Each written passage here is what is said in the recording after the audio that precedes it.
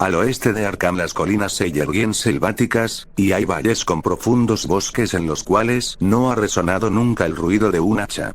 Hay angostas y oscuras cañadas donde los árboles se inclinan fantásticamente, y donde discurren estrechos arroyuelos que nunca han captado el reflejo de la luz del sol. En las laderas menos agrestes hay casas de labor, antiguas y rocosas, con edificaciones cubiertas de musgo, rumiando eternamente en los misterios de la Nueva Inglaterra. Pero todas ellas están ahora vacías, con las amplias chimeneas desmoronándose y las paredes pandeándose debajo de los techos a la holandesa. Sus antiguos moradores se marcharon, y a los extranjeros no les gusta vivir allí. Los franco-canadienses lo han intentado, los italianos lo han intentado, y los polacos llegaron y se marcharon. Y ello no es debido a nada que pueda ser oído, o visto, o tocado, sino a causa de algo puramente imaginario. El lugar no es bueno para la imaginación, y no aporta sueños tranquilizadores por la noche. Esto debe ser lo que mantiene a los extranjeros lejos del lugar, ya que el viejo Amy Pierce no les ha contado nunca lo que él recuerda de los extraños días. Amy, cuya cabeza ha estado un poco desequilibrada durante años, es el único que sigue allí, y el único que habla de los extraños días. Y se atreve a hacerlo, porque su casa está muy próxima al campo abierto y a los caminos que rodean a Arkham. En otra época había un camino sobre las colinas y a través de los valles, que corría en mi recta donde ahora hay un marchito erial. Pero la gente dejó de utilizarlo y se abrió un nuevo camino que daba un rodeo hacia el sur. Entre las selvatiques del erial pueden encontrarse aún huellas del antiguo camino, a pesar de que la maleza lo ha invadido todo. Luego, los oscuros bosques se aclaran y el erial muere a orillas de unas aguas azules cuya superficie refleja el cielo y reluce al sol. Y los secretos de los extraños días se funden con los secretos de las profundidades. Se funden con la oculta erudición del viejo océano, y con todo el misterio de la primitiva tierra. Pero nada de lo que había visto podía compararse, en lo que a desolación respecta, con el marchito erial. Se encontraba en el fondo de un espacioso valle. Ningún otro nombre hubiera podido aplicársele con más propiedad, ni ninguna otra cosa se adaptaba tan perfectamente a un nombre. Era como si un poeta hubiese acuñado la frase después de haber visto aquella región. Mientras la contemplaba, pensé que era la consecuencia de un incendio. Pero, ¿por qué no había crecido nunca nada sobre aquellos 5 acres de gris desolación, que se extendía bajo el cielo como una gran mancha corroída por el ácido entre bosques y campos? Discurre en gran parte hacia el norte de la línea del antiguo camino, pero invade un poco el otro lado. Mientras me acercaba experimenté una extraña sensación de repugnancia, y solo me decidí a hacerlo porque mi tarea me obligaba a ello. En aquella amplia extensión no había vegetación de ninguna clase. No había más que una capa de fino polvo o ceniza gris, que ningún viento parecía ser capaz de arrastrar. Los árboles más cercanos tenían un aspecto raquítico y enfermizo, y muchos de ellos aparecían agostados o con los troncos podridos. Mientras andaba apresuradamente vi a mi derecha los derruidos restos de una casa de labor, y la negra boca de un pozo abandonado cuyos estancados vapores adquirían un extraño matiz al ser bañados por la luz del sol. El desolado espectáculo hizo que no me maravillara ya de los asustados susurros de los moradores de Arkham. En los alrededores no había edificaciones ni ruinas de ninguna clase. Incluso en los antiguos tiempos, el lugar dejó de ser solitario y apartado. Y a la hora del crepúsculo, temeroso de pasar de nuevo por aquel ominoso lugar, tomé el camino del sur, a pesar de que significaba dar un gran rodeo. Por la noche interrogué a algunos habitantes de Arkham acerca del marchito erial, y pregunté qué significado tenía la frase "los extraños días" que había oído murmurar evasivamente. Sin embargo, no pude obtener ninguna respuesta concreta, y lo único que saqué en claro era que el misterio se remontaba a una fecha mucho más reciente de lo que había imaginado. No se trataba de una vieja leyenda, ni mucho menos, sino de algo que había ocurrido en vida de los que hablaban conmigo. Había sucedido en los años 80, y una familia desapareció o fue asesinada. Los detalles eran algo confusos. Y como todos aquellos con quienes hablé me dijeron que no prestara crédito a las fantásticas historias del viejo Amy Pierce, decidí ir a visitarlo a la mañana siguiente, después de enterarme de que vivía solo en una ruinosa casa que se alzaba en el lugar donde los árboles empiezan a espesarse. Era un lugar muy viejo, y había empezado a exudar el leve olor miásmico que se desprende de las casas que han permanecido en pie demasiado tiempo.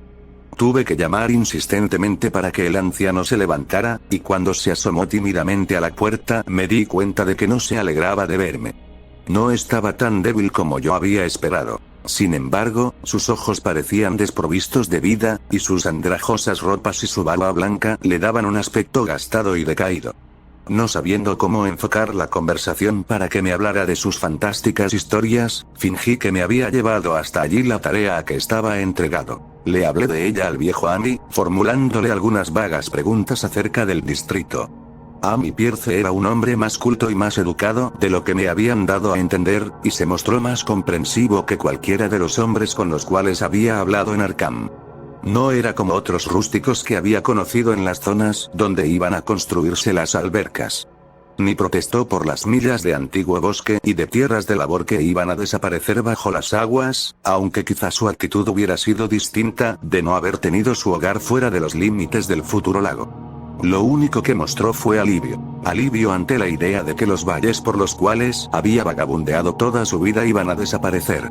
Estarían mejor debajo del agua desde los extraños días. Y, al decir esto, su ronca voz se hizo más apagada, mientras su cuerpo se inclinaba hacia adelante y el dedo índice de su mano derecha empezaba a señalar de un modo tembloroso e impresionante. Fue entonces cuando oí la historia, y mientras la ronca voz avanzaba en su relato, en una especie de misterioso susurro, me estremecí una y otra vez a pesar de que estábamos en pleno verano. Tuve que interrumpir al narrador con frecuencia, para poner en claro puntos científicos que él solo conocía a través de lo que había dicho un profesor, cuyas palabras repetía como un papagayo, aunque su memoria había empezado ya a flaquear, o para tender un puente entre dato y dato, cuando fallaba su sentido de la lógica y de la comunidad. Cuando hubo terminado, no me extrañó que su mente estuviera algo desequilibrada, ni que a la gente de Arkham no le gustara hablar del marchito Erial. Me apresuré a regresar a mi hotel antes de la puesta del sol ya que no quería tener las estrellas sobre mi cabeza encontrándome al aire libre. Al día siguiente regresé a Boston para dar mi informe. No podía ir de nuevo a aquel oscuro caos de antiguos bosques y laderas, ni enfrentarme otra vez con aquel gris erial donde el negro pozo abría fuaces al lado de los derruidos restos de una casa de labor. La alberca iba a ser construida inmediatamente, y todos aquellos antiguos secretos quedarían enterrados para siempre bajo las profundas aguas. Pero creo que ni cuando esto sea una realidad, me gustaría visitar aquella región por la noche. Al menos, no cuando brillan en el cielo las siniestras estrellas. Todo empezó, dijo el viejo Andy, con el meteorito. Antes no se habían oído leyendas de ninguna clase, e incluso en la remota época de las brujas aquellos bosques occidentales no fueron ni la mitad de temidos que la pequeña isla del Miskatonic, donde el diablo concedía audiencias al lado de un extraño altar de piedra, más antiguo que los indios. Aquellos no eran bosques hechizados, y su fantástica oscuridad no fue nunca terrible hasta los extraños días. Luego había llegado aquella blanca nube meridional, se había producido aquella cadena de explosiones en el aire y aquella columna de humo en el valle. Y, por la noche, todo Arkham se había enterado de que una gran piedra había caído del cielo y se había incrustado en la tierra, junto al pozo de la casa de Naum Gardner. La casa que se había alzado en el lugar que ahora ocupaba el marchito Erial. Caliente como estaba, fue comprobada en un crisol con todos los reactivos adecuados. El agua no hizo nada. Ni el ácido clorhídrico. El ácido nítrico e incluso el agua regia se limitaron a resbalar sobre su tórrida invulnerabilidad. Amy se encontró con algunas dificultades para recordar todas aquellas cosas, pero reconoció algunos disolventes a medida que se los mencionaba en el habitual orden de utilización: amoníaco y sosa cáustica, alcohol y éter, bisulfito de carbono y una docena más. Pero, a pesar de que el peso iba disminuyendo con el paso del tiempo, y de que el fragmento parecía enfriarse ligeramente, los disolventes no experimentaron ningún cambio que demostrara que habían atacado a la sustancia. Desde luego, se trataba de un metal. Era magnético, en grado extremo. Y después de su inmersión en los disolventes ácidos, parecían existir leves huellas de la presencia de hierro meteórico, de acuerdo con los datos de Widmanstálten. Cuando el enfriamiento era ya considerable, colocaron el fragmento en un recipiente de cristal para continuar las pruebas y a la mañana siguiente, fragmento y recipiente habían desaparecido sin dejar rastro, y únicamente una chamuscada señal en el estante de madera donde los habían dejado probaba que había estado realmente allí. Esto fue lo que los profesores le contaron a Amy mientras descansaban en su casa, y una vez más fue con ellos a ver el pétreo mensajero de las estrellas, aunque en esta ocasión su esposa no lo acompañó. Comprobaron que la piedra se había encogido realmente, y ni siquiera los más escépticos de los profesores pudieron dudar de lo que estaban viendo. Alrededor de la masa parduzca situada junto al pozo había un espacio vacío, un espacio que eran 2 pies menos que el día anterior. Estaba aún caliente, y los sabios estudiaron su superficie con curiosidad mientras separaba otro fragmento mucho mayor que el que se habían llevado. Esta vez ahondaron más en la masa de piedra, y de este modo pudieron darse cuenta de que el núcleo central no era completamente homogéneo. Habían dejado al descubierto lo que parecía ser la cara exterior de un glóbulo empotrado en la sustancia. El color, parecido al de las bandas del extraño espectro del meteoro, era casi imposible de describir. Y solo por analogía se atrevieron a llamarlo color. Su contextura era lustrosa, y parecía quebradiza y hueca. Uno de los profesores golpeó ligeramente el glóbulo con un martillo, y estalló con un leve chasquido. De su interior no salió nada, y el glóbulo se desvaneció como por arte de magia, dejando un espacio esférico de unas 3 pulgadas de diámetro. Los profesores pensaron que era probable que encontraran otros glóbulos a medida que la sustancia envolvente se fuera fundiendo. La conjetura era equivocada, ya que los investigadores no consiguieron encontrar otro glóbulo, a pesar de que taladraron la masa por diversos lugares. En consecuencia, decidieron llevarse la nueva muestra que habían recogido, y cuya conducta en el laboratorio fue tan desconcertante como la de su predecesora. Aparte de ser casi plástica, de tener calor, magnetismo y ligera luminosidad, de enfriarse levemente en poderosos ácidos, de perder peso y volumen en el aire y de atacar a los compuestos de silicón con el resultado de una mutua destrucción.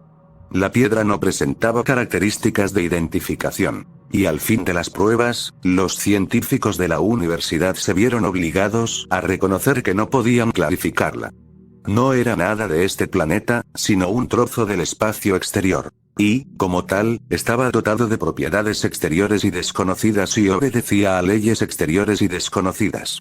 Aquella noche hubo una tormenta, y cuando los profesores acudieron a casa de Nahum al día siguiente, se encontraron con una desagradable sorpresa. La piedra, magnética como era, debió poseer alguna peculiar propiedad eléctrica ya que había atraído al rayo, como dijo Nahum, con una singular persistencia. En el espacio de 1 hora el granjero vio cómo el rayo herría 6 veces la masa que se encontraba junto al pozo, y al cesar la tormenta descubrió que la piedra había desaparecido. Los científicos, profundamente decepcionados, tras comprobar el hecho de la total desaparición, decidieron que lo único que podían hacer era regresar al laboratorio y continuar analizando el fragmento que se habían llevado el día anterior y que como medida de precaución habían encerrado en una caja de plomo. El fragmento duró una semana transcurrida la cual no se había llegado a ningún resultado positivo. La piedra desapareció, sin dejar ningún residuo, y con el tiempo los profesores apenas creían que habían visto realmente aquel misterioso vestigio de los insondables abismos exteriores. Aquel único, fantástico mensaje de otros universos y otros reinos de materia, energía y entidad. Como era lógico, los periódicos de Arkham hablaron mucho del incidente y enviaron a sus reporteros a entrevistar a Nahum y a su familia. Un rotativo de Boston envió también un periodista, y Nahum se convirtió rápidamente en una especie de celebridad local. Era un hombre delgado, de unos 50 años, que vivía con su esposa y sus 3 hijos del producto de lo que cultivaba en el valle. Él y Amy se hacían frecuentes visitas, lo mismo que sus esposas. Y Amy solo tenía frases de elogio para él después de todos aquellos años. Parecía estar orgulloso de la atención que había despertado el lugar, y en las semanas que siguieron a su aparición y desaparición habló con frecuencia del meteorito. Los meses de julio y agosto fueron cálidos. Y Nahum trabajó de firme en sus campos, y las faenas agrícolas lo cansaron más de lo que lo habían cansado otros años, por lo que llegó a la conclusión de que los años habían empezado a pesarle. Luego llegó la época de la recolección. Las peras y manzanas maduraban lentamente, y Nahum aseguraba que sus huertos tenían un aspecto más floreciente que nunca. La fruta crecía hasta alcanzar un tamaño fenomenal y un brillo musitado, y su abundancia era tal que Nahum tuvo que comprar unos cuantos barriles más a fin de poder embalar la futura cosecha. Pero con la maduración llegó una desagradable sorpresa, ya que toda aquella fruta de opulenta presencia resultó incomible. En vez del delicado sabor de las peras y manzanas, la fruta tenía un amargor insoportable.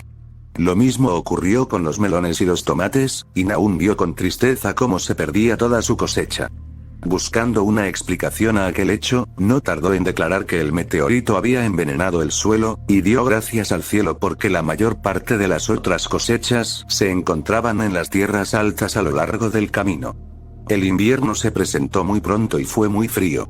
Amy veía a Nahum con menos frecuencia que de costumbre, y observó que empezaba a tener un aspecto preocupado. También el resto de la familia había asumido un aire taciturno, y fueron espaciando sus visitas a la iglesia y su asistencia a los diversos acontecimientos sociales de la comarca. No pudo encontrarse ningún motivo para aquella reserva o melancolía, aunque todos los habitantes de la casa daban muestras de cuando en cuando de un empeoramiento en su estado de salud física y mental. Esto se hizo más evidente cuando el propio Nahum declaró que estaba preocupado por ciertas huellas de pasos que había visto en la nieve. Se trataba de las habituales huellas invernales de las ardillas rojas, de los conejos blancos y de los zorros, pero el caviloso granjero afirmó que encontraba algo raro en la naturaleza y disposición de aquellas huellas. No fue más explícito, pero parecía creer que no era característica de la anatomía y las costumbres de ardillas y conejos y zorros. Amy no hizo mucho caso de todo aquello hasta una noche que pasó por delante de la casa de Nahum en su trineo, en su camino de regreso de Clark's Corners. En el cielo brillaba la luna, y un conejo cruzó corriendo el camino, y los saltos de aquel conejo eran más largos de lo que les hubiera gustado a Amy y a su caballo.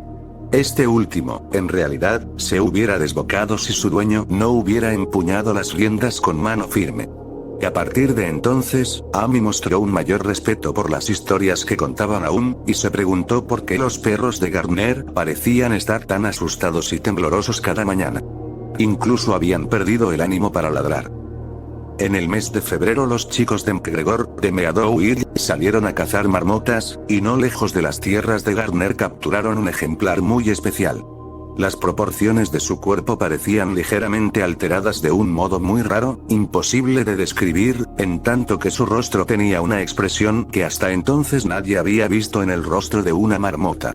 Los chicos quedaron francamente asustados y tiraron inmediatamente el animal, de modo que por la comarca solo circuló la grotesca historia que los mismos chicos contaron. Pero esto, unido a la historia del conejo que asustaba a los caballos en las inmediaciones de la casa de Nahum, dio pie a que empezara a tomar cuerpo una leyenda, susurrada en voz baja.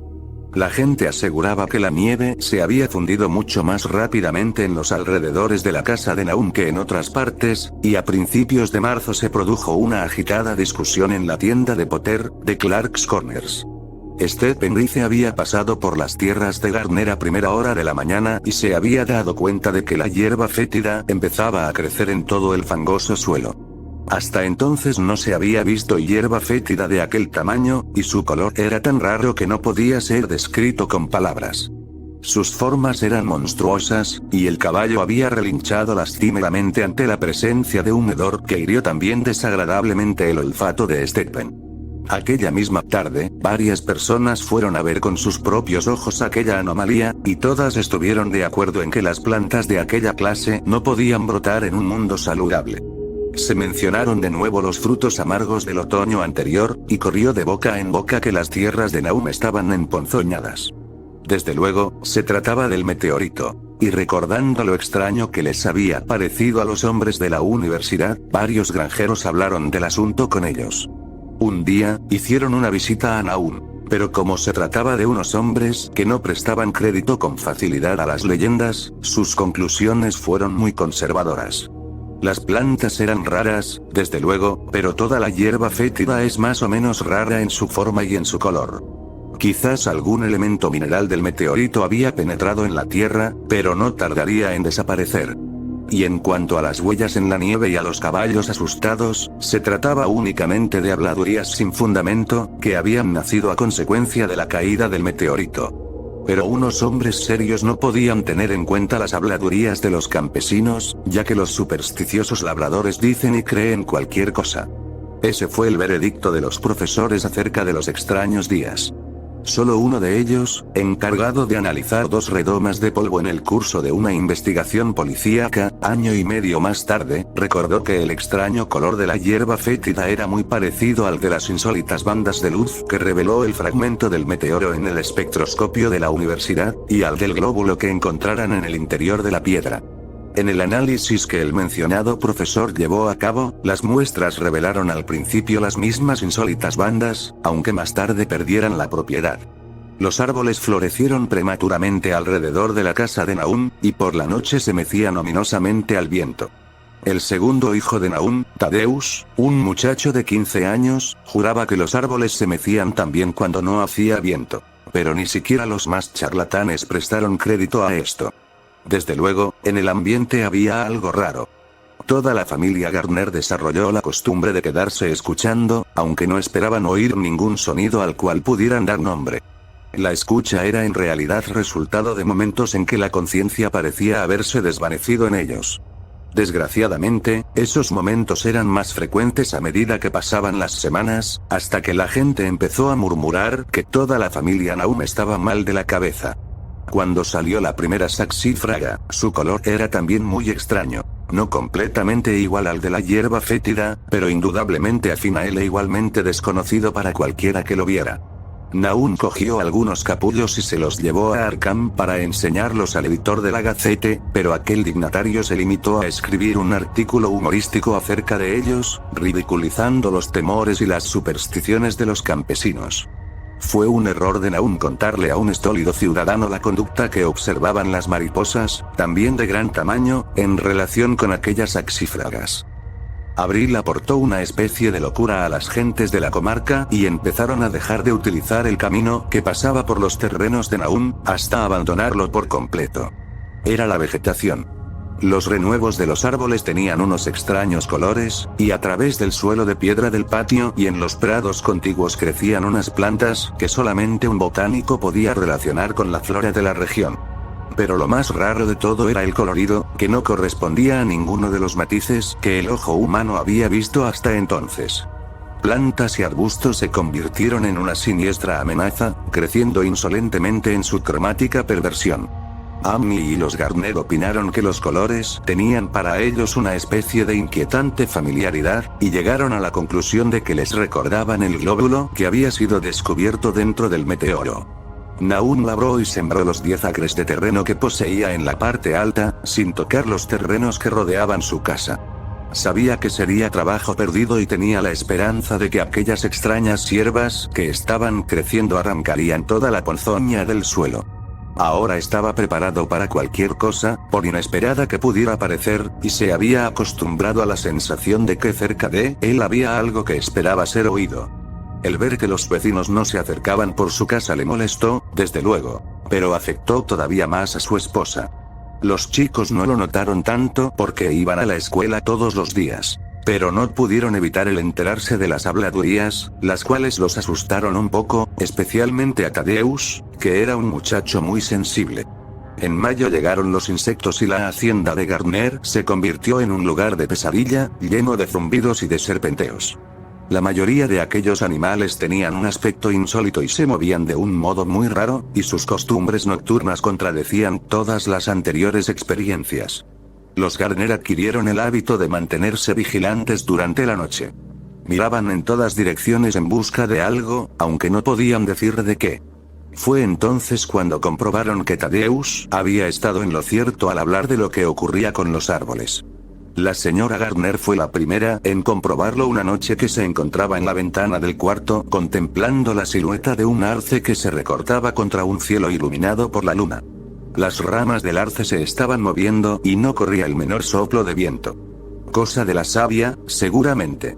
Las cosas más extrañas resultaban ahora normales. Sin embargo, el siguiente descubrimiento no fue obra de ningún miembro de la familia Gardner. se habían familiarizado con lo anormal hasta el punto de no darse cuenta de muchos detalles. Y lo que ellos no fueron capaces de ver fue observado por un viajante de comercio de Boston, que pasó por allí una noche, ignorante de las leyendas que corrían por la región. Lo que contó en Arkham apareció en un breve artículo publicado por la Gazette. Y aquel artículo fue lo que todos los granjeros, incluido Nahum, se echaron primero a los ojos. La noche había sido oscura, pero alrededor de una granja del valle, que todo el mundo supo que se trataba de la granja de Nahum, la oscuridad había sido menos intensa. Una leve aunque visible fosforescencia parecía surgir de toda la vegetación, y en un momento determinado un trozo de aquella fosforescencia se deslizó furtivamente por el patio que había cerca del granero. Los pastos no parecían haber sufrido los efectos de aquella insólita situación, y las vacas pacían libremente cerca de la casa, pero hacia finales de mayo la leche empezó a ser mala. Entonces Nahum llevó a las vacas a pacer a las tierras altas y la leche volvió a ser buena. Poco después el cambio en la hierba y en las hojas, que hasta entonces se habían mantenido normalmente verdes, pudo apreciarse a simple vista. Todas las hortalizas adquirieron un color grisáceo y un aspecto quebradizo.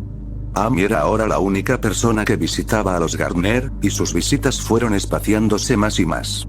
Cuando cerraron la escuela, por ser época de vacaciones, los Gardner quedaron virtualmente aislados del mundo, y a veces encargaban a Amy que les hiciera sus compras en el pueblo. Continuaban desmejorando física y mentalmente, y nadie quedó sorprendido cuando circuló la noticia de que la señora Gardner se había vuelto loca. Esto sucedió un poco antes de que los caballos se dieran a la fuga.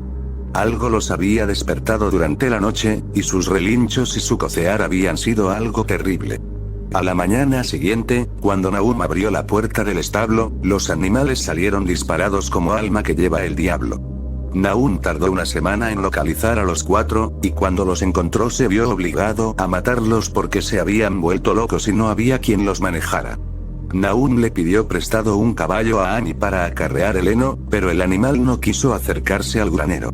Respingó, se encabritó y relinchó, y al final tuvieron que dejarlo en el patio, mientras los hombres arrastraban el carro hasta situarlo junto al granero. Entretanto, la vegetación iba tomándose gris y quebradiza. Incluso las flores, cuyos colores habían sido tan extraños, se volvían grises ahora, y la fruta era gris y enana e insípida. Las jarillas y el trébol dorado dieron flores grises y deformes, y las rosas, las rascamoños y las malvarrosas del patio delantero tenían un aspecto tan horrendo, que Cenas, el mayor de los hijos de Nahum, las cortó todas. Al mismo tiempo fueron muriéndose todos los insectos, incluso las abejas que habían abandonado sus colmenas. En septiembre toda la vegetación se había desmenuzado, convirtiéndose en un polvillo grisáceo, y Nahum temió que los árboles murieran antes de que la ponzoña se hubiera desvanecido del suelo. Su esposa tenía ahora accesos de furia, durante los cuales profería unos gritos terribles, y Nahum y sus hijos vivían en un estado de perpetua tensión nerviosa. No se trataban ya con nadie, y cuando la escuela volvió a abrir sus puertas los chicos no acudieron a ella. Fue Amy, en una de sus raras visitas, quien descubrió que el agua del pozo ya no era buena.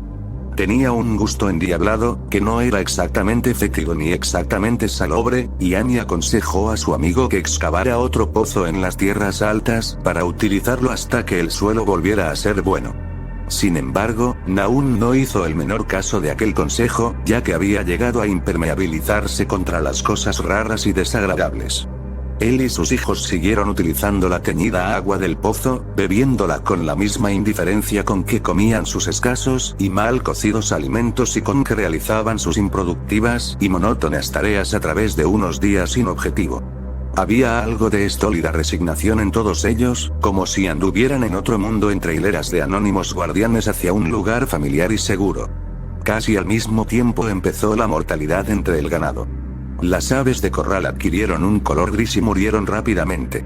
Los cerdos engordaron desordenadamente y luego empezaron a experimentar repugnantes cambios que nadie podía explicar.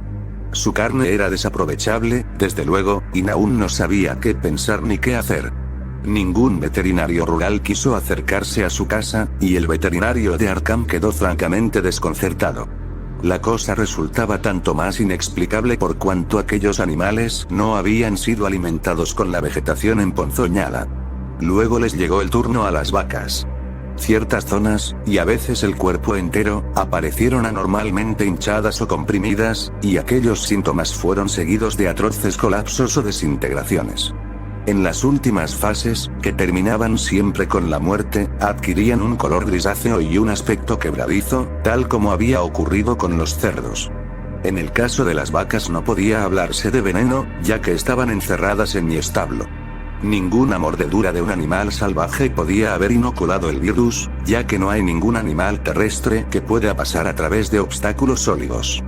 Debía tratarse de una enfermedad natural, aunque resultaba imposible conjeturar qué clase de enfermedad producía aquellos terribles resultados. En la época de la cosecha no quedaba ningún animal vivo en la casa, ya que el ganado y las aves de corral habían muerto y los perros habían huido.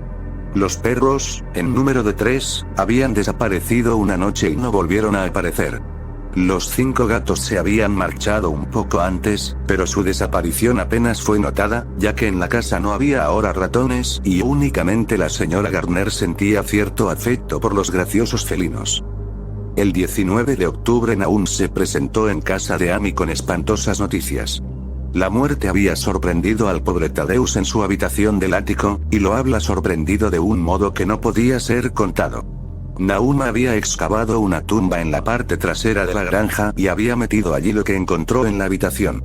En la habitación no podía haber entrado nadie, ya que la pequeña ventana enrejada y la cerradura de la puerta estaban intactas. Pero lo sucedido tenía muchos puntos de contacto con lo ocurrido en el establo. Amy y su esposa consolaron al atribulado granjero lo mejor que pudieron, aunque no consiguieron evitar un estremecimiento. El horror parecía rondar alrededor de los Garner y de todo lo que tocaban, y la sola presencia de uno de ellos en la casa era como un soplo de regiones innominadas e innominables. Amy acompañó a Nahum a su hogar de muy mala gana e hizo lo que pudo para calmar los histéricos sollozos del pequeño Meruín. Zenas no necesitaba ser calmado. Se encontraba en un estado de completo atontamiento y se limitaba a mirar fijamente un punto indeterminado del espacio y a obedecer lo que su padre le ordenaba. Y Amy pensó que ese estado de abulia era lo mejor que podía ocurrirle. De cuando en cuando los gritos de Meruín eran contestados desde el ático, y en respuesta a una mirada interrogadora Nahum dijo que su esposa estaba muy débil. Cuando se acercaba la noche, Amy se las arregló para marcharse, ya que ningún sentimiento de amistad podía hacerle permanecer en aquel lugar cuando la vegetación empezaba a brillar débilmente y los árboles podían o no moverse sin que soplara el viento. Era una verdadera suerte para Amy el hecho de que no fuese una persona imaginativa. De haberlo sido, de haber podido relacionar y reflexionar sobre todos los portentos que lo rodeaban, no cabe duda de que hubiese perdido la chaveta. A la hora del crepúsculo regresó apresuradamente a su casa, sintiendo resonar terriblemente en sus oídos los gritos de la loca y del pequeño Meruín. 3 días más tarde Nahum se presentó en casa de Amy muy de mañana, y en ausencia de su huésped le contó a la señora Pierce una horrible historia que ella escuchó temblando de miedo. Esta vez se trataba del pequeño Meruín. Había desaparecido. Había salido de la casa cuando ya era de noche con un farol y un cubo para traer agua, y no había regresado. Hacía días que su estado no era normal y se asustaba de todo. El padre oyó un frenético grito en el patio, pero cuando abrió la puerta y se asomó el muchacho había desaparecido. No se veía ni rastro de él, y en ninguna parte brillaba el farol que se había llevado. En aquel momento, Nahum creyó que el farol y el cubo habían desaparecido también. Pero al hacerse de día, y al regreso de su búsqueda de toda la noche por campos y bosques, Nahum había descubierto unas cosas muy raras cerca del pozo. Una retorcida y semifundida masa de hierro, que había sido indudablemente el farol. Y junto a ella una asa doblada junto a otra masa de hierro, asimismo retorcida y semifundida, que correspondía al cubo. Eso fue todo. Nahum imaginaba lo inimaginable. La señora Pierce estaba como atontada, y Amy, cuando llegó a casa y oyó la historia, no pudo dar ninguna opinión. Meruín había desaparecido y sería inútil decírselo a la gente que vivía en aquellos alrededores y que huían de los Garner como de la peste. Tan inútil como decírselo a los ciudadanos de Arkham que se reían de todo. Tad había desaparecido, y ahora había desaparecido Meruín. Algo estaba arrastrándose y arrastrándose, esperando ser visto y oído. Nahum no tardaría en morirse, y deseaba que Amy velara por su esposa y por Zenas, si es que lo sobrevivían. Todo aquello era un castigo de alguna clase, aunque aún no podía adivinar a qué se debía, ya que siempre había vivido en el santo temor de Dios. Interrogando discretamente a su vecino, Amy no consiguió poner en claro lo que le había sucedido a Zenas. En el pozo, vive en el pozo, fue todo lo que su padre dijo. Luego el visitante recordó súbitamente a la esposa loca y cambió de tema. Navi. Está aquí, desde luego, fue la sorprendida respuesta del pobre Nahum, y Amy no tardó en darse cuenta de que tendría que investigar por sí mismo. Dejando al inofensivo granjero en su catre, cogió las llaves que estaban colgadas detrás de la puerta y subió los chirriantes escalones que conducían al ático. La parte alta de la casa estaba completamente silenciosa y no se oía el menor ruido en ninguna dirección. De las 4 puertas a la vista, solo una estaba cerrada, y en ella probó Amy varias llaves del manojo que había cogido. A la tercera tentativa la cerradura giró, y Amy empujó la puerta pintada de blanco. El interior de la habitación estaba completamente a oscuras, ya que la ventana era muy pequeña y estaba medio tapada por las rejas de hierro. Y Amy no pudo ver absolutamente nada. El aire estaba muy viciado, y antes de seguir adelante tuvo que entrar en otra habitación y llenarse los pulmones de aire respirable. Cuando volvió a entrar vio algo oscuro en un rincón, y al acercarse no pudo evitar un grito de espanto. Mientras gritaba creyó que una nube momentánea había tapado la escasa claridad que penetraba por la ventana, y un segundo después se sintió rozado por una espantosa corriente de vapor. Unos extraños colores danzaron ante sus ojos. Y si el horror que experimentaba en aquellos momentos no le hubiera impedido coordinar sus ideas, hubiera recordado el glóbulo que el martillo de geólogo había aplastado en el interior del meteorito, y la malsana vegetación que había crecido durante la primavera.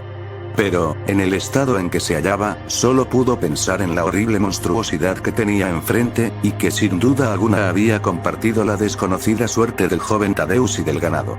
Pero lo más terrible de todo era que aquel horror se movía lenta y visiblemente mientras continuaba desmenuzándose. Amy no me dio más detalles de aquella escena, pero la forma del rincón no reapareció en su relato como un objeto movible. Hay cosas que no pueden ser mencionadas, y lo que se hace por humanidad es a veces cruelmente juzgado por la ley. Comprendí que en aquella habitación del ático no quedó nada que se moviera, y que no dejar allí nada capaz de moverse debió de ser algo horripilante y capaz de acarrear un tormento eterno. Cualquiera, no tratándose de un estólido granjero, se hubiera desmayado o enloquecido, pero Amy volvió a cruzar el umbral de la puerta pintada de blanco y encerró el espantoso secreto detrás de él. Ahora debía ocuparse de Nahum. Este tenía que ser alimentado y atendido, y trasladado a algún lugar donde pudieran cuidarlo. Cuando empezaba a bajar la oscura escalera, Amy oyó un estrépito debajo de él. Incluso le pareció haber oído un grito, y recordó nerviosamente la corriente de vapor que lo había rozado mientras se hallaba en la habitación del ático. Oprimido por un vago temor, oyó más ruidos debajo suyo. Indudablemente estaban arrastrando algo pesado, y al mismo tiempo se oía un sonido todavía más desagradable, como el que produciría una fuerte succión. Sintiendo aumentar su terror, pensó en lo que había visto en el ático. ¡Santo cielo! ¿En qué fantástico mundo de pesadilla había penetrado? No se atrevió a avanzar ni a retroceder, y permaneció inmóvil, temblando, en la negra curva del rellano de la escalera. Cada detalle de la escena estallaba de nuevo en su cerebro. De repente se oyó un frenético relincho proferido por el caballo de Amy, seguido inmediatamente por un ruido de cascos que hablaba de una precipitada fuga. Al cabo de un instante, caballo y calesa estaban fuera del alcance del oído, dejando al asustado Amy, inmóvil en la oscura escalera, la tarea de conjeturar qué podía haberlos impulsado a desaparecer tan repentinamente. Pero aquello no fue todo. Se produjo otro ruido fuera de la casa. Una especie de chapoteo en el agua, debió de haber sido en el pozo. Amy había dejado a Ero desatado cerca del pozo, y algún animalito debió meterse entre sus patas, asustándolo, y dejándose caer después en el pozo. Y la casa seguía brillando con una pálida fosforescencia. Dios mío. Qué antigua era la casa. La mayor parte de ella edificada antes de 1670, y el tejado holandés más tarde de 1730. En aquel momento se oyó el ruido de algo que se arrastraba por el suelo de la planta baja, y Amy aferró con fuerza el palo que había cogido en el ático sin ningún propósito determinado. Procurando dominar sus nervios, terminó su descenso y se dirigió a la cocina. Pero no llegó a ella, ya que lo que buscaba no estaba ya allí. Había salido a su encuentro, y hasta cierto punto estaba aún vivo. Si se había arrastrado o si había sido arrastrado por fuerzas externas, es cosa que Amy no hubiera podido decir, pero la muerte había tomado parte en ello. Todo había ocurrido durante la última media hora, pero el proceso de desintegración estaba ya muy avanzado. Había allí una horrible fragilidad, debido a lo quebradizo de la materia, y del cuerpo se desprendían fragmentos secos. Amy no pudo tocarlo, limitándose a contemplar horrorizado la retorcida caricatura de lo que había sido un rostro. ¿Qué ha pasado, Nahum? ¿Qué ha pasado? Susurró, y los agrietados y tumefactos labios apenas pudieron murmurar una respuesta final. Nada, nada. El color, quema. Frío y húmedo, pero quema. Vive en el pozo, lo he visto, una especie de humo, igual que las flores de la pasada primavera. El pozo brilla por la noche, se llevó a Tad, y a Meroin, y a Cenas, todas las cosas vivas. Sorbe la vida de todas las cosas. En aquella piedra tuvo que llegar en aquella piedra. La aplastaron. Era el mismo color, el mismo, como las flores y las plantas. Tiene que haber más. Crecieron, lo he visto esta semana. Tuvo que darle fuerte a Cenas. Era un chico fuerte, lleno de vida. Le golpea a uno la mente y luego se apodera de él. Quema mucho. En el agua del pozo. No pueden sacarlo de allí, ahogarlo, se ha llevado también a Cenas. Tenías razón. El agua está embrujada, ¿cómo está Amy? Mi cabeza no funciona. No sé cuánto hace que no le he subido comida. La cosa la atacó también a ella. El color. Su rostro tiene el mismo color por las noches, y el color quema y sorbe. Procede de algún lugar donde las cosas no son como aquí. Uno de los profesores lo dijo.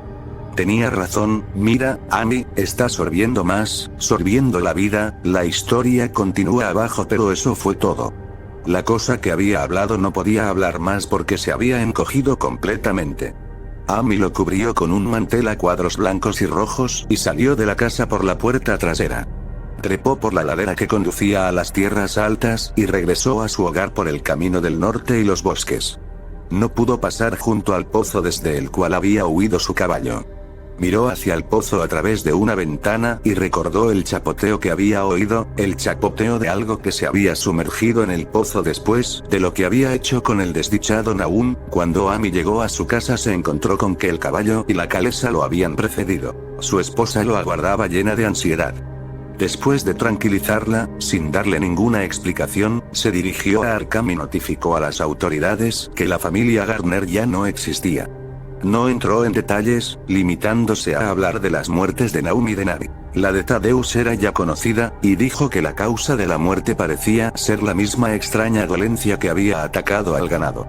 También dijo que Meruin y Cenas habían desaparecido.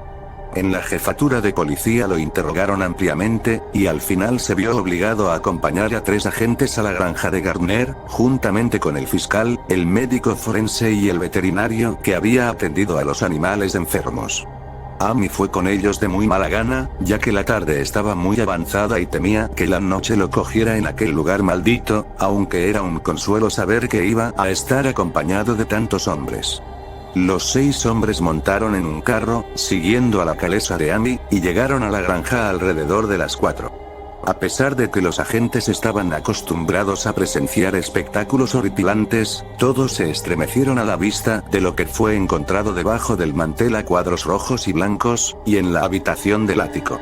El aspecto de la granja, con su desolación gris, era ya bastante terrible, pero aquellos 2 retorcidos objetos sobrepasaban toda medida de horror.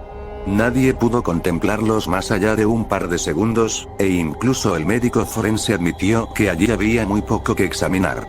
Podían analizarse unas muestras, desde luego, de modo que él mismo se encargó de agenciárselas, y al parecer aquellas muestras provocaron el más inextricable rompecabezas con que se enfrentara nunca el laboratorio de la universidad. Bajo el espectroscopio, las muestras revelaron un espectro desconocido, muchas de cuyas bandas eran iguales que las que había revelado el extraño meteoro al ser analizado. La propiedad de emitir aquel espectro se desvaneció en un mes, y el polvo consistía principalmente en fosfatos y carbonatos alcalinos. Amy no les hubiera hablado del pozo, de haber sabido que iban a actuar inmediatamente. Se acercaba la puesta de sol y estaba ansioso por marcharse de allí. Pero no pudo evitar el dirigir miradas nerviosas al pozo, cosa que fue observada por uno de los policías, el cual lo interrogó. Amy admitió que Nahum había temido a algo que estaba escondido en el pozo, hasta el punto de que no se había atrevido a comprobar si Meru y Nocenas se habían caído dentro. La policía decidió vaciar el pozo y explorarlo inmediatamente, de modo que Amy tuvo que esperar, temblando, mientras el pozo era vaciado cubo a cubo. El agua hería de un modo insoportable, y los hombres tuvieron que taparse las narices con sus pañuelos para poder terminar la tarea. Menos mal que el trabajo no fue tan largo como habían creído, ya que el nivel del agua era sorprendentemente bajo. No es necesario hablar con demasiados detalles de lo que encontraron. Meru y Nicenas estaban allí los dos, aunque sus restos eran principalmente esqueléticos. Había también un pequeño cordero y un perro grande en el mismo estado de descomposición, aproximadamente, y cierta cantidad de huesos de animales más pequeños. El limo del fondo parecía inexplicablemente poroso y burbujeante, y un hombre que bajó atado a una cuerda y provisto de una larga pértiga se encontró con que podía hundir la pértiga en el fango en toda su longitud sin encontrar ningún obstáculo. La noche se estaba echando encima y entraron en la casa en busca de faroles. Luego, cuando vieron que no podían sacar nada más del pozo, volvieron a entrar en la casa y conferenciaron en la antigua sala de estar mientras la intermitente claridad de una espectral media luna iluminaba a intervalos la gris desolación del exterior. Los hombres estaban francamente perplejos ante aquel caso y no podían encontrar ningún elemento convincente que relacionara las extrañas condiciones de los vegetales, la desconocida enfermedad del ganado y de las personas, y las inexplicables muertes de Meru y Nicenas en el pozo. Habían oído los comentarios y las habladurías de la gente, desde luego, pero no podían creer que hubiese ocurrido algo contrario a las leyes naturales. Era evidente que el meteoro había emponzoñado el suelo, pero la enfermedad de personas y animales que no habían comido nada crecido en aquel suelo era harina de otro costal. ¿Se trataba del agua del pozo? Posiblemente. No sería mala idea analizarla. Pero ¿por qué singular locura se habían arrojado los dos muchachos al pozo? Habían actuado de un modo muy similar, y sus restos demostraban que los dos habían padecido a causa de la muerte quebradiza y gris. ¿Por qué todas las cosas se volvían grises y quebradizas? El fiscal, sentado junto a una ventana que daba al patio, fue el primero en darse cuenta de la fosforescencia que había alrededor del pozo. La noche había caído del todo, y los terrenos que rodeaban la granja parecían brillar débilmente con una luminosidad que no era la de los rayos de la luna. Pero aquella nueva fosforescencia era algo definido y distinto, y parecía surgir del negro agujero como la claridad apagada de un faro, reflejándose amortiguadamente en las pequeñas charcas que el agua vaciada del pozo había formado en el suelo. La fosforescencia tenía un color muy raro, y mientras todos los hombres se acercaban a la ventana para contemplar el fenómeno, Amy lanzó una violenta exclamación. El color de aquella fantasmal fosforescencia le resultaba familiar. Lo había visto antes, y se sintió lleno de temor ante lo que podía significar. Lo había visto en aquel horrendo glóbulo quebradizo hacía 2 veranos, lo había visto en la vegetación durante la primavera, y había creído verlo por un instante aquella misma mañana contra la pequeña ventana enrejada de la horrible habitación del ático, donde habían ocurrido cosas que no tenían explicación. Había brillado allí por espacio de un segundo, y una espantosa corriente de vapor lo había rozado, y luego el pobre Nahum había sido arrastrado por algo de aquel color. Nahum lo había dicho al final, había dicho que era como el glóbulo y las plantas. Después se había producido la fuga en el patio y el chapoteo en el pozo, y ahora aquel pozo estaba proyectando a la noche un pálido e insidioso reflejo del mismo diabólico color. Una prueba fehaciente de la viveza mental de Amy es que en aquel momento de suprema tensión se sintió intrigado por algo que era fundamentalmente científico. Se preguntó cómo era posible recibir la misma impresión de una corriente de vapor deslizándose en pleno día por una ventana abierta al cielo matinal, y de una fosforescencia nocturna proyectándose contra el negro y desolado paisaje. No era lógico, resultaba antinatural, y entonces recordó las últimas palabras pronunciadas por su desdichado amigo. Procede de algún lugar donde las cosas no son como aquí, uno de los profesores lo dijo. Los 3 caballos que se encontraban en el exterior de la casa, atados a unos árboles junto al camino, estaban ahora relinchando y coceando frenéticamente. El conductor del carro se dirigió hacia la puerta para ver qué sucedía, pero Amy apoyó una mano en su hombro. «No salga usted», susurró. «No sabemos lo que sucede ahí afuera». Nahum dijo que en el pozo vivía algo que sorbía la vida. Dijo que era algo que había surgido de una bola redonda como la que vimos dentro del meteorito que cayó aquí hace más de un año. Dijo que quemaba y sorbía, y que era una nube de color como la fosforescencia que ahora sale del pozo, y que nadie puede saber lo que es. Nahum creía que se alimentaba de todo lo viviente y afirmó que lo había visto la pasada semana. Tiene que ser algo caído del cielo, igual que el meteorito, tal como dijeron los profesores de la universidad. Su forma y sus actos no tienen nada que ver con el mundo de Dios. Es algo que procede del más allá. De modo que el hombre se detuvo, indeciso, mientras la fosforescencia que salía del pozo se hacía más intensa y los caballos coceaban y relinchaban con creciente frenesí. Fue realmente un espantoso momento. Con los restos monstruosos de 4 personas, 2 en la misma casa y 2 en el pozo, y aquella desconocida iridiscencia que surgía de las fangosas profundidades. Amy había cerrado el paso al conductor del carro llevado por un repentino impulso, olvidando que a él mismo no le había sucedido nada después de ser rozado por aquella horrible columna de vapor en la habitación del ático, pero no se arrepentía de haberlo hecho. Nadie podía saber lo que había aquella noche en el exterior. Nadie podía conocer la índole de los peligros que podían acechar a un hombre enfrentado con una amenaza completamente desconocida. De repente, uno de los policías que estaba en la ventana profirió una exclamación.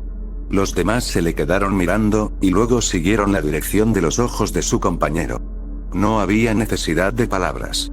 Lo que había de discutible en las habladurías de los campesinos ya no podría ser discutido en adelante porque allí había 6 testigos de excepción, media docena de hombres que, por la índole de sus profesiones, no creían más que lo que veían con sus propios ojos. Ante todo es necesario dejar sentado que a aquella hora de la noche no soplaba ningún viento. Poco después empezó a soplar, pero en aquel momento el aire estaba completamente inmóvil. Y, sin embargo, en medio de aquella tensa y absoluta calma, los árboles del patio estaban moviéndose.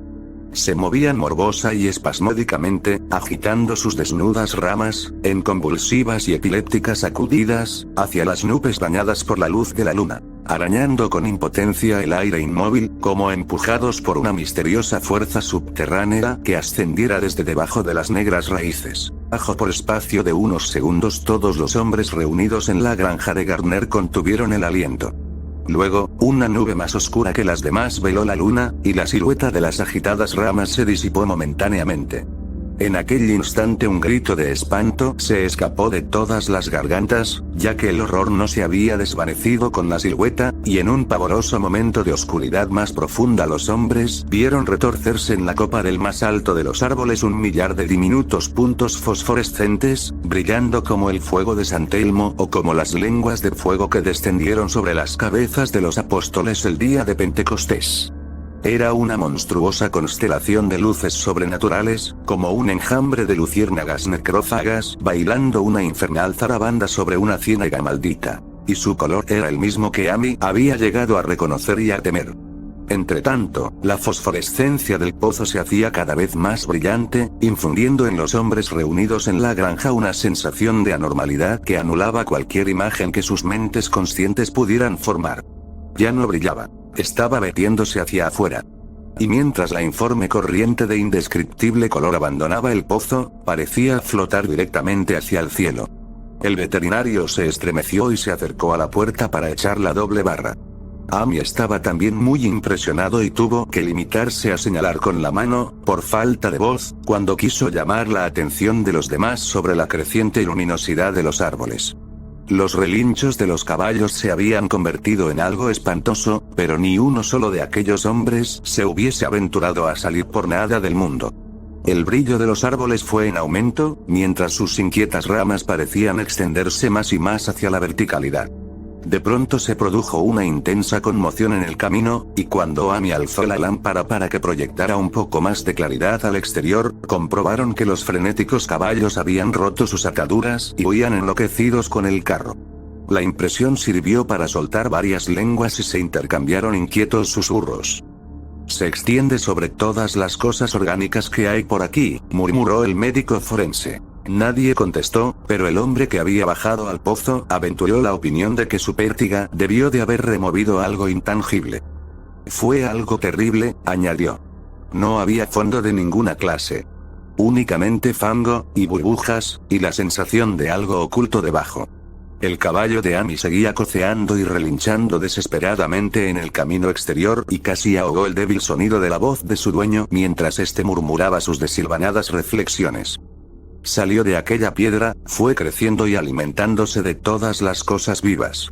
Se alimentaba de ellas, alma y cuerpo, Tadimeruin, Cenas y Navi, Naun fue el último, todos bebieron agua de él, se apoderó de ellos, llegó del más allá, donde las cosas no son como aquí, y ahora regresa al lugar de donde procede.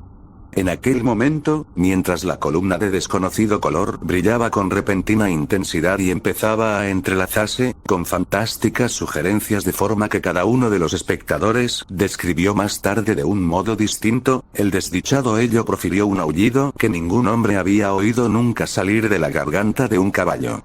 Todos los que estaban en la casa se taparon los oídos, y Amy se apartó de la ventana horrorizado. Cuando miró de nuevo hacia el exterior, el pobre animal yacía inerte en el suelo bañado por la luz de la luna entre las astilladas varas de la calesa. Y allí se quedó hasta que lo enterraron al día siguiente.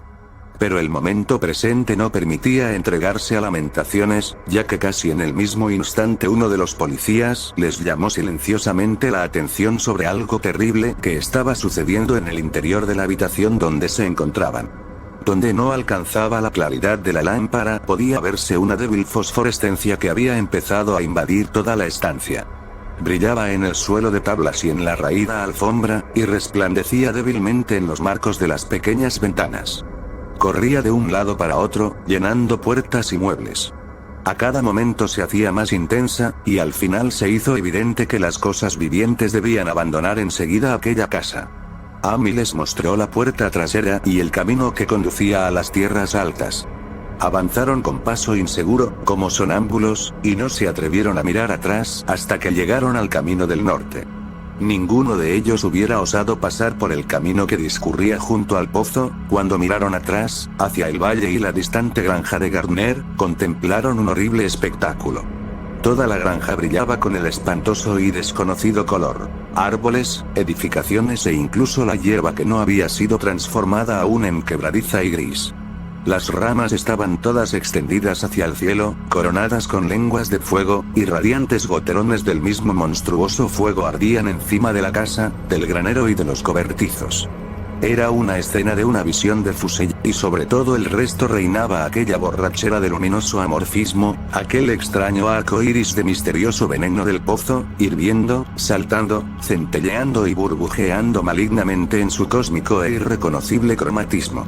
Luego, súbitamente, la horrible cosa salió disparada verticalmente hacia el cielo, como un cohete o un meteoro, sin dejar ningún rastro detrás de ella y desapareciendo a través de un redondo y curiosamente simétrico agujero abierto en las nubes, antes de que ninguno de los hombres pudiera expresar su asombro.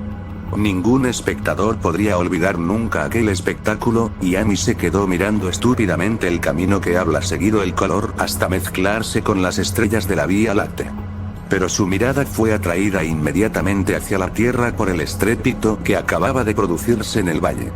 Había sido un estrépito, y no una explosión, como afirmaron algunos de los componentes del grupo.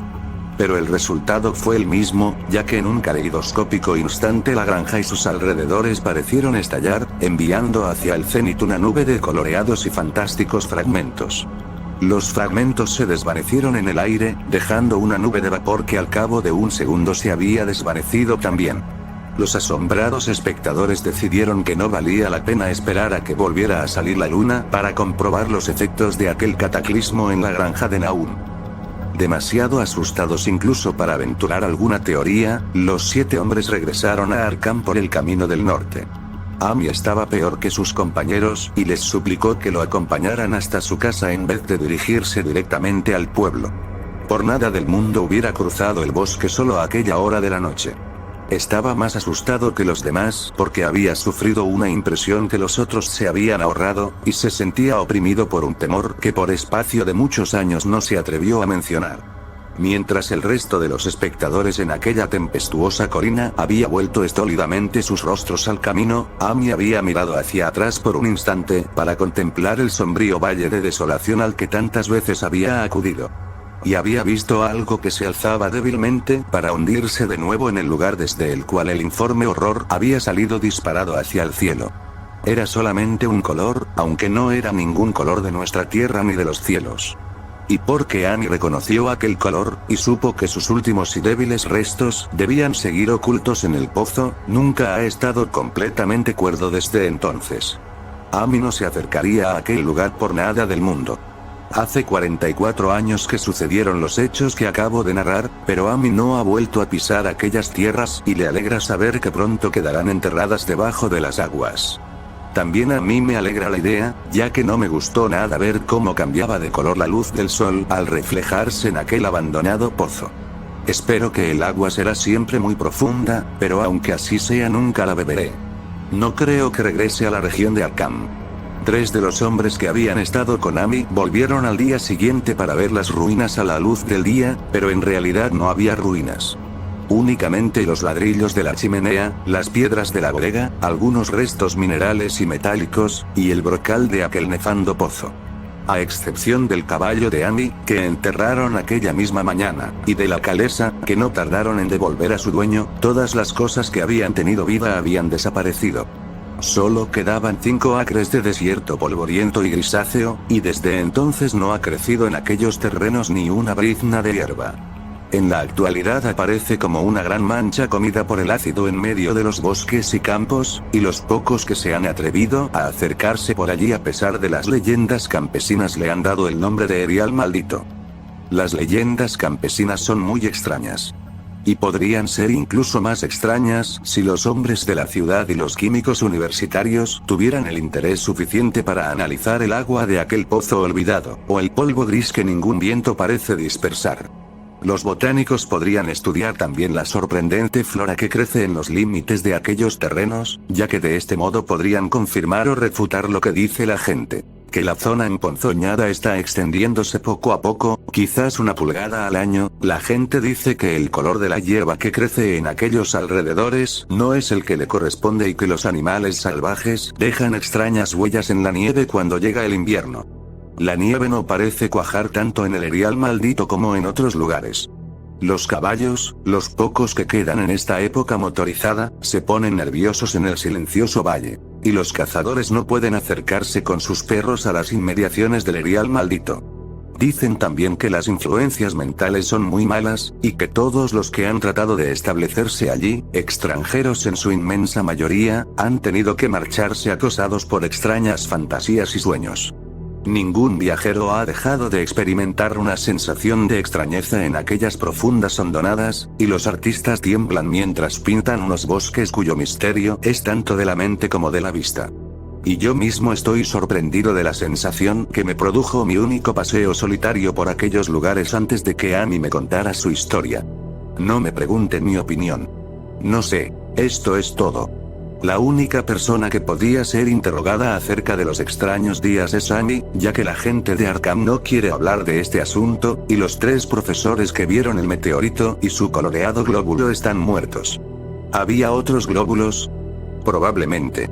Uno de ellos consiguió alimentarse y escapar, en tanto que otro no había podido alimentarse suficientemente y continuaba en el pozo. Los campesinos dicen que la zona emponzoñada se ensancha 1 pulgada cada año, de modo que tal vez existe algún tipo de crecimiento o de alimentación incluso ahora.